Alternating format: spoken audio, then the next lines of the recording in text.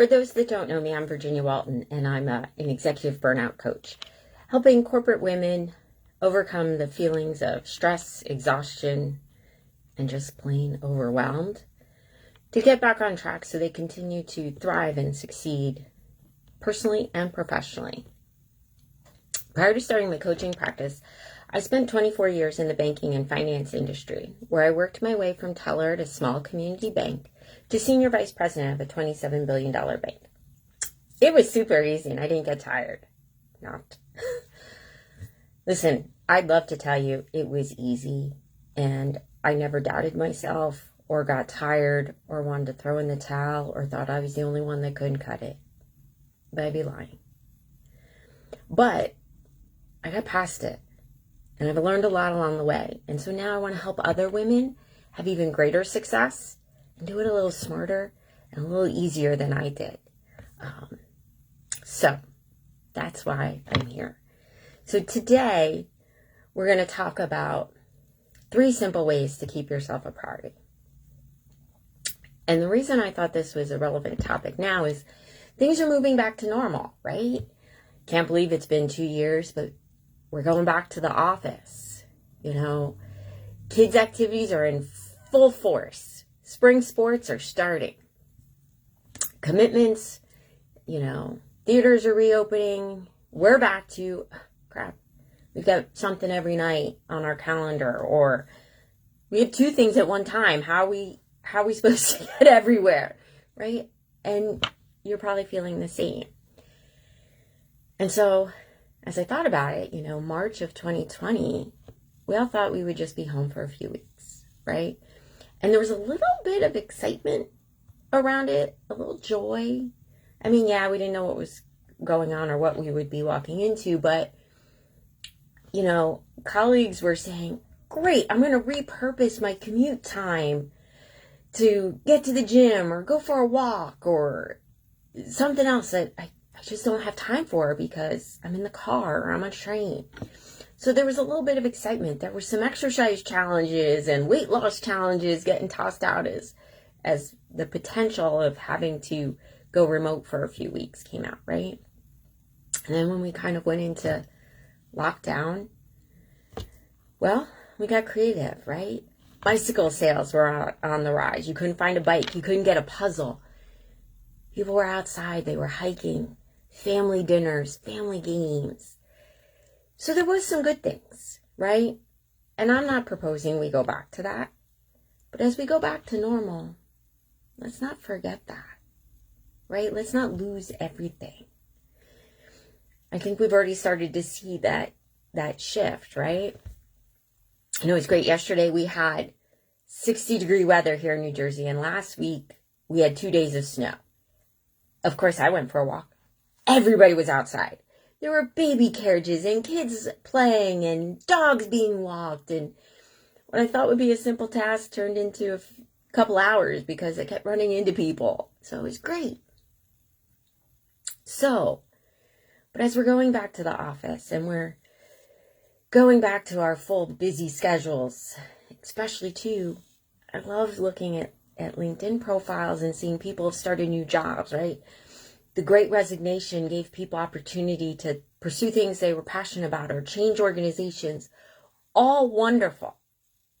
But now you're busy. You're learning a new role, a new culture.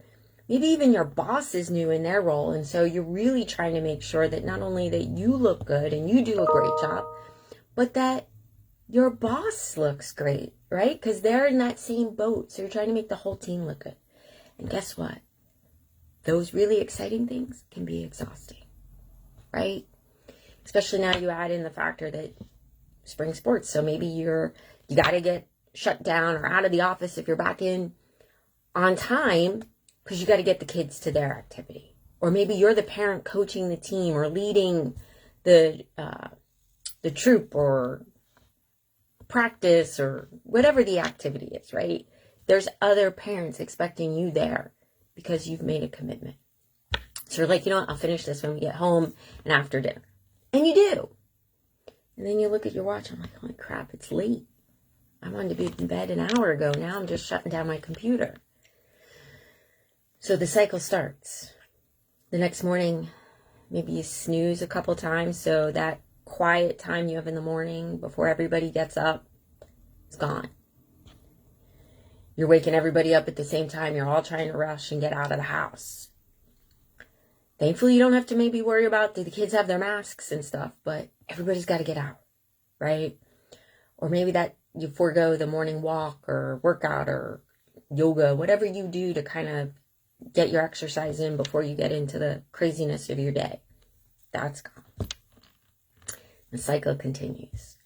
So now, maybe you didn't get as much sleep as you wanted. You didn't get the workout or the quiet time to focus. So you're not running into your day as well prepared as you'd want, right? Now here comes the next decision. You know what? I didn't have time to make breakfast. I'll just stop. When I get my coffee, I'll get a bagel. I'll get a donut, a muffin. Yeah, it's food.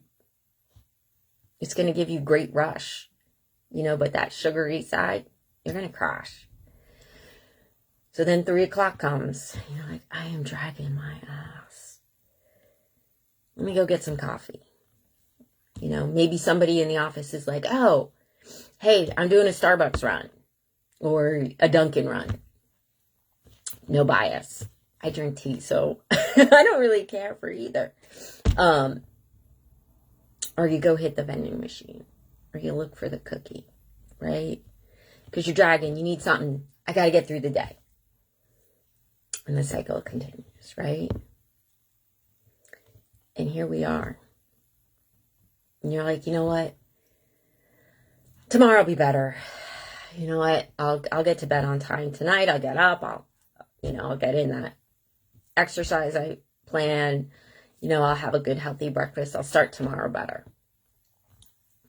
And your day goes to, well, it goes. And you're doing the same thing again. Somebody catches you late in the day. You're like, all right, yeah, let me get this. Next thing you know, you're running late. Maybe you don't have time for dinner.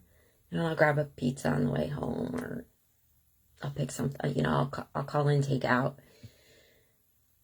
Again, maybe not the healthiest choice. Now you've got a heavy meal in your stomach. Maybe you ate too late. Again, you're back at the laptop. Next day continues, right? So with all these great exciting things, it's easy to lose track of ourselves. We forget. Sleep and good food are sources of energy. We need energy, not caffeine, to produce quality work, to be focused. If you're pinballing, you're not going to do great work. Trust me. I still remember the day years ago sitting at my desk. I finally had a break in meetings. Maybe something canceled or ended early, so we got time back. And I sat down at my desk, so excited that I had some time to get stuff done. And I was literally, let me do this. It was ridiculous. I didn't get anything done because I couldn't focus. I was literally ping-ponging. I actually saw my head doing this as I went from this email to that, from this screen to that screen. Oh yeah, that's great quality work, people. That's really going to make you look great and awesome in your new job. It's going to help you make your new boss, who's new in their role, because we've all found new homes. Yeah, it's going to make them look good. And you know it. So now you're spending extra time. Wait, let me double check it. Or you don't. And as you hit send, you realize, I see a glaring typo, or I forgot to put in this other thing. And you're scrambling, can I recall it? Or I have to send a second. And people have already seen it because we're connected 24/7. So now you got to draft another email apologizing. I forgot this attachment, right? We can all relate. We've all either sent something without the attachment or been the recipient and going, where's the attachment? Right? It doesn't help. So let's not go back to that part of normal. Okay? So these are not going to be really hard things to do. You're going to be like, these are, really, Virginia? This is what you're telling me? Simple things work. You just have to make them part of your routine and your habit. So I get it. Mornings are not going to go as planned. You're going to have days that go too long and mess up your next day. Okay. We're going to accept that. Then, if you're like me, right, you go all in. We go 100%. So if you're on a bad path, let's not go 100% on that path, right? So first thing, move. Get up and go for a walk. So yeah, you didn't have time to hit the morning spin class or get in 45 minutes of yoga or your walk for a mile before you start your day. Everywhere should be moving into warm weather, right? I know we're still in March where it can be hit or miss. Get up and go for a walk. 10, 15 minutes, right? Make a conscious effort to have one of your meetings end 15 minutes early. Schedule 45-minute meetings so you have a break, right? In high school, we had the passing of class. We had 4 minutes, unless it was a math day. Then we only had 3. I remember being in college because I went to Rutgers and there were multiple campuses, and my guidance counselor saying, do not take back-to-back classes on 2 different campuses. You'll never get that, right? So we learn the need to have time to move from one thing to the next, and then we forget. Give yourself a break. 10 minutes. Get up, go for a walk outside, right? I'm not saying do sprints in the parking lot, but move. Walking. You don't need to break a sweat, but move with some pace so you get the blood flowing. Source of energy, folks. And that's going to sustain you more than grabbing something out of the vending machine or a donut or a cup of coffee, right? Those are going to give you a quick burst, but then it's going to fade. And then you're going to repeat the cycle and you're like, oh, I got to go get another cup of coffee, right? Now you're taking caffeine in late in the day. It's going to mess up your sleep. Cycle's going to repeat the next day. Go move. 1, it'll give you some energy. 2, it'll help you clear your mind so you can be more focused. More focus equals more productive, more efficient. And here's the best part. You can say to yourself, you know what? I didn't have time for a workout, but I still made time for me. That's an important message. Let me say that again. So even if you didn't have time to get in an hour workout, you only got in 15 minutes. You still did something for you. You didn't sacrifice you. You kept taking care of yourself in some way a priority. That's important to building that habit. You said, I can take care of everybody else, but I need 10 or 15 minutes for me. That's not a lot. You probably wasted, at the coffee machine. I used to get stuck and I'd feel bad. Like I'd walk to go to the restroom or get a cup of tea and I'd get stopped. And next thing you know, 15 minutes went by with a conversation that may or may not have been as valuable use of your time as you thought. It may have helped somebody else and they needed that, so great. But probably 8 times out of 10, it was just chit-chat. So you can have that conversation with that person and say, hey, you know what? I was heading for a walk. Come with me. Let's walk and talk. Win-win. Okay? So move. Get up, move some way. Even if you're like, you know what? Kids, we're going to wait 10 minutes for dinner because I'm going to go take a walk because we've got the little extra time at night now. It's a little later in the day. Make a commitment. You know what? Let the dishes sit in the sink. They'll be there. Go for a walk. Make time for you, even if it's a small amount. Okay? Second, skip the junk food.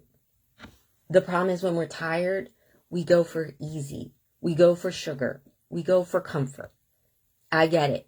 I'm an emotional eater, right? A couple years ago, I was doing a renovation on my home and I got the quote from my contractor. It was way more than I budgeted and saved for. I had a bag of cookies. That didn't change the quote. It didn't make me feel good about myself. Then I wasted time beating myself up rather than figuring out, okay, how am I going to finance or find the money for the rest of this? Right? Completely counterproductive. So, you can stop and get the coffee. Skip the quick fix sugar breakfast, okay? Get something quality. Again, if you're starting to feel like I'm dragging at 3 o'clock, right? I gotta go get a cup of coffee. I gotta go get a candy bar. Somebody's got candy. Go outside. Source of energy. Again, if you go and get something quality for lunch that day, you can say, you know what, I didn't exercise, but at least I had a good, healthy lunch. I feel good about that. I made a good choice. Are you noticing a pattern here? Yeah. It's not just about the actions, about the message you tell yourself. It is easy, I get it, to go for the quick fix. Oh, there's candy over there. Oh, somebody's got Girl Scout cookies. No. Don't. Because if you do, one, you're going to crash. You're not going to get the same kind of long-term energy that a healthier food choice will give you, right? Like fruit, salad, vegetables, protein. And two, you're going to feel crappy. Yeah. I know that sounds a little harsh, ladies, but you're going to beat yourself up. So, again, what did you gain? You reinforce that I'm not a priority. Okay. Third tip. Do not go all in. You're like, what? I'm a high achiever. I give 110% on everything I do. Darn right you do. Including your bad habits. Yeah. Once you skip the workout, once you eat the burger and fries for lunch, because you're like, oh, I'm just craving fries. You're like, I'll have dessert tonight too. Yeah, I'll skip my meditation. Yeah, I'll just veg out tonight on the couch and reset. I'll reset tomorrow, right? We go all in. We go all in on our bad habits. How does that make us feel? Crappy, right? I've done it. For years I did it. I get it. It's hard. Because you're like, I'm all in, right? It's one extreme or the other. And that's what makes you successful. That's what got you where you are. Now, I'm asking you to apply that passion, that drive differently. Go all in on making you a priority. Do not say, I'll reset tomorrow. I'll give myself grace. Give yourself grace that, you know what, I skipped this one thing. I skipped the workout. I skipped my morning meditation. I skipped my morning quiet coffee or the quiet time I have to myself. That's the only thing. That is the only thing I'm skipping today. Give yourself grace for one thing, not for one day. Because in the end, you're going to feel worse. You are going to beat yourself up.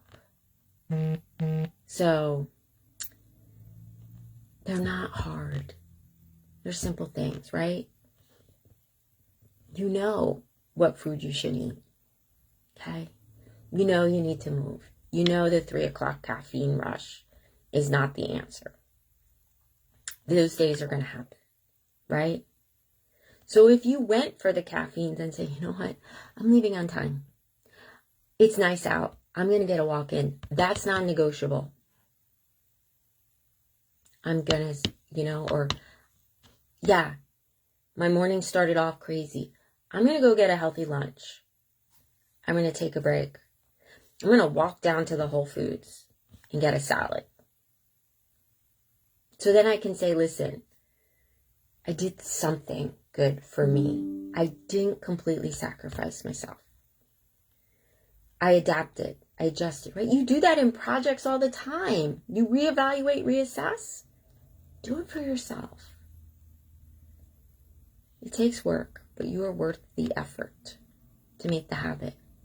If you're not sure, you're like, you know what? I get it, Virginia. I've done this before. I know this. Intellectually, I know it. But I'm struggling to do it. I struggle to not put everything else in front of me. I get it. We're caregivers. We want to serve. It's in our nature. It's hard. But if you don't take care of yourself, you're not able to take care of anybody else. And you're doing a grave disservice to those watching your example.